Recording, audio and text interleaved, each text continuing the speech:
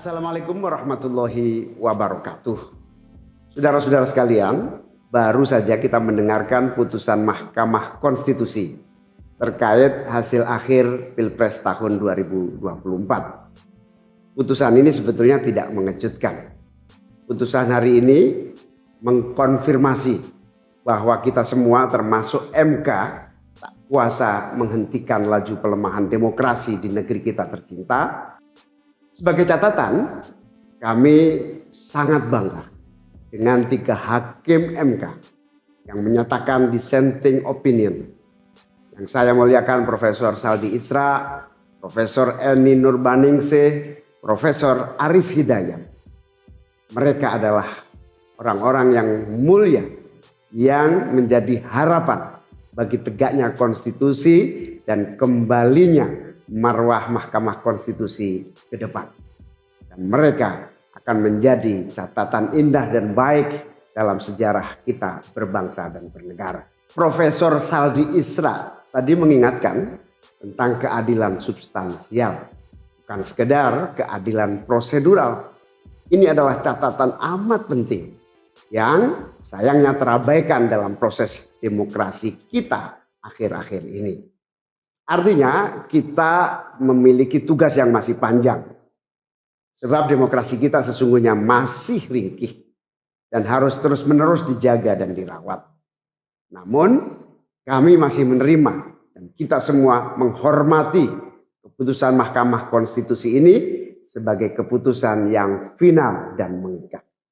Saudara-saudara sekalian, perlu usaha kita semua untuk terus-menerus memperkuat demokrasi. Perlu sensitivitas kita semua untuk terus-menerus menjaga agar amanat reformasi tidak tergerus walaupun proses penggerusannya berjalan pelan-pelan, sedikit-sedikit yang seringkali membuat kita terlena.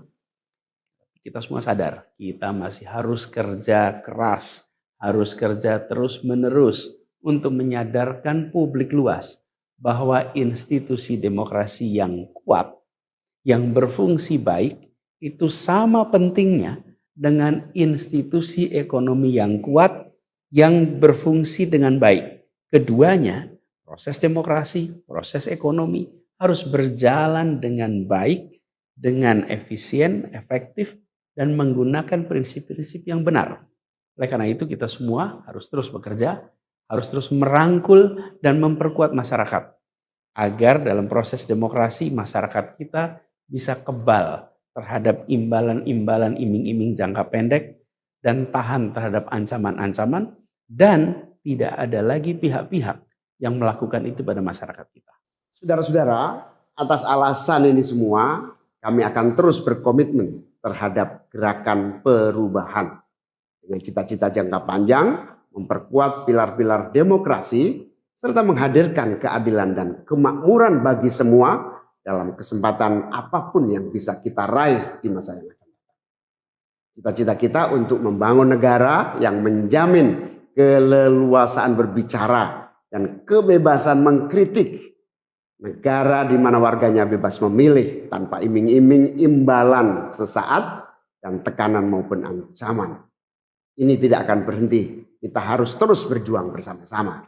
Namun saudara-saudara, kepada seluruh para pendukung yang telah menitipkan aspirasi perubahan kepada kami sebagai capres dan cawapres, kami harus sampaikan. Disinilah ujung perjuangan konstitusional kita dalam Pilpres kali ini. Keputusan MK hari ini menjadi penanda berakhirnya Pilpres tahun 2024. Keputusan MK hari ini menjadi penanda berakhirnya seluruh proses Pilpres 2024.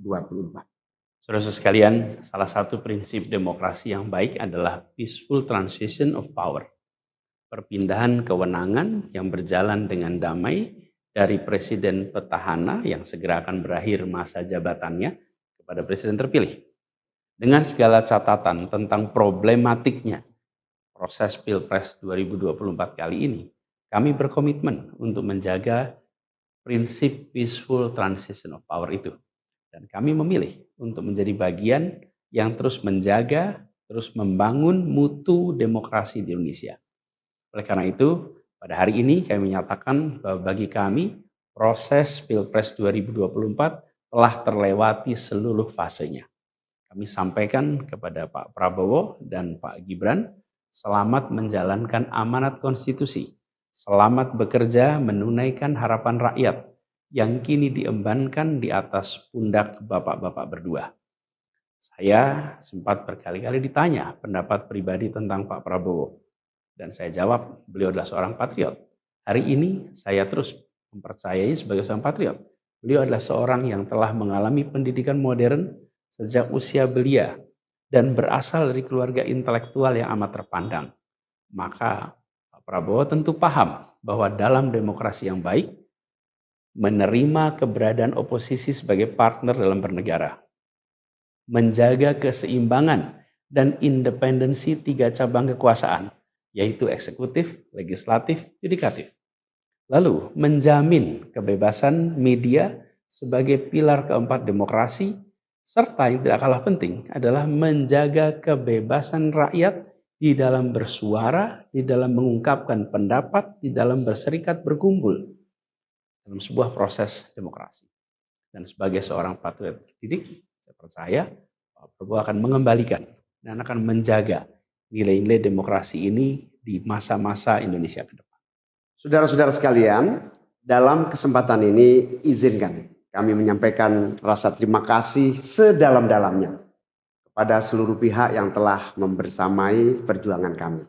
Partai pengusung, Partai Nasdem, PKS, PKB, teman-teman Timnas Amin, teman-teman tim hukum nasional, seluruh teman-teman relawan, para ulama, para tokoh-tokoh agama, para pakar dan rekan-rekan media. Semua yang telah ikut berjuang bersama-sama mendukung perubahan. Mengorbankan banyak tenaga, pikiran dan harta demi memperjuangkan aspirasi perubahan. Saya ucapkan terima kasih. Juga pada anak-anak muda yang pada Pilpres kali ini memberi warna baru, membawa pesan optimisme, pesan kreativitas, pesan inovasi, pesan kebaruan. Terima kasih telah menjadikan Pilpres kali ini Pilpres yang menyenangkan, mencerahkan. Yang tidak kalah penting adalah mencerdaskan. Kampanye yang membuat kita mendapatkan perspektif baru tentang apa arah Indonesia ke depan. Karena itu kami berpesan kepada semua, melihat proses yang terjadi. Proses politik sering nampak kotor dan berujung pada kecewaan.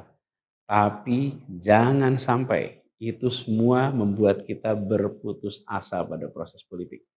Begitu banyak cita-cita besar yang dapat diperjuangkan melalui jalan politik. Bila saat ini kondisinya masih begitu mengecewakan, justru ini adalah tanda, ini adalah pengingat bahwa perlu semakin banyak dari kita semua yang mau berjuang di jalan politik. Ini adalah panggilan mereka-mereka yang berintegritas, yang menjunjung tinggi etika, yang memikirkan tentang masyarakat, tentang negara, tentang rakyat, untuk mau masuk di wilayah politik. Bawa kompetensinya, bawa integritasnya, dorong, jangan menyerah, dan jangan putus asa. Jalan perjuangan masih terbentang panjang. Sepanjang usia Republik ini masih terbentang jalan pengabdian untuk melakukan perubahan bagi keadilan, bagi kesejahteraan, bagi kemakmuran kita semua. Dan itu dibutuhkan kemauan untuk mau terlibat di dalam proses politik. Jangan putus asa, mari kita jalan terus untuk perjuangan ini. Teman-teman semua, marilah kita lanjutkan perjuangan. Mengubah yang memang perlu diubah. Melanjutkan perjuangan untuk memperbaiki apa yang memang perlu diperbaiki. Dalam berbagai kesempatan dan ruang yang tersedia di masa yang akan datang. Insya Allah, saya dan Mas Anies akan terus membersamai teman-teman semua di dalam memperjuangkan kebaikan dan perbaikan menuju Indonesia yang adil dan makmur untuk semua. Tetap semangat, jaga stamina, perjuangan masih panjang. Izinkan kami menyampaikan terima kasih. Terima kasih kepada semua. Semoga Allah SWT merahmati negara Republik Indonesia dan melindungi kita semua. Assalamualaikum warahmatullahi wabarakatuh.